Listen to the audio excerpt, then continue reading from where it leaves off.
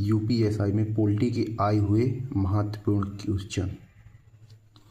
भारत में east India company के व्यापार एकाधिकार के समाप्त करने के लिए किस अधिनियम का गठन किया गया था? 1813 का चार्टर एक्ट का गठन किया गया था। निम्नलिखित में से किस अधिनियम को मोंटेग्यू चेम्सफोर्ड सुधार के रूप में माना जाता है?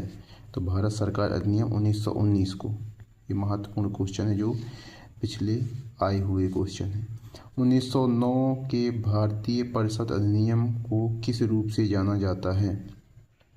तो 1909 के भारतीय परिषद अधिनियम को मार्लो मिंटो सुधार अधिनियम के नाम से जाना जाता है। 1857 के महान विद्रोह के दौरान भारत के गवर्नर जनरल कौन थे? जब 1857 का महान विद्रोह हुआ था उस समय गवर्नर जनरल थे लॉर्ड कैनिंग थे।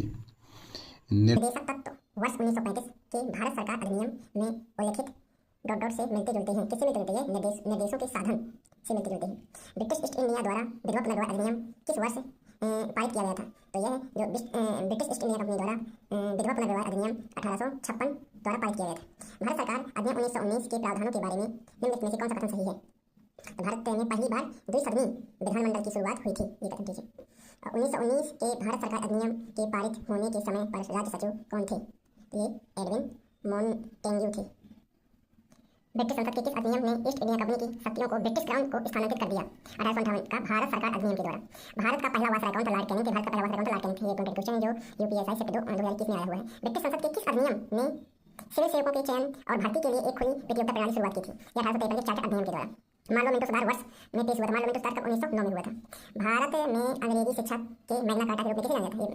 भारतीय अंग्रेजी शिक्षा के मैग्ना कार्टा के रूप में ये जाना जाता है। वुड एंड डिस्पैच आयोग को माना जाता है भारत में अंग्रेजी शिक्षा का मैग्ना कार्टा वुड का डिस्पैच आयोग। निम्नलिखित में से किसने ब्रिटिश के भारतीय न्यायाधीशों के बीच समानता लाने की मांग की थी? ये किया था मैकाले का प्रमाण पत्र में दिया गया था। भारतीय स्वतंत्रता अधिनियम 1947 के संदर्भ में निम्नलिखित में से कौन सा वक्त सही है? यह एक यूनाइटेड किंगडम की सदस्य का एक अधिनियम है। इस अधिनियम का एक प्रमुख प्रावधान था ब्रिटिश भारत को 15 अगस्त 1947 में 2 नए एवं पूर्णतः संप्रभुता संपन्न अधिराज्य भारत एवं पाकिस्तान में विभाजित करना था। ये भी दोनों है, ये दोनों ठीक है।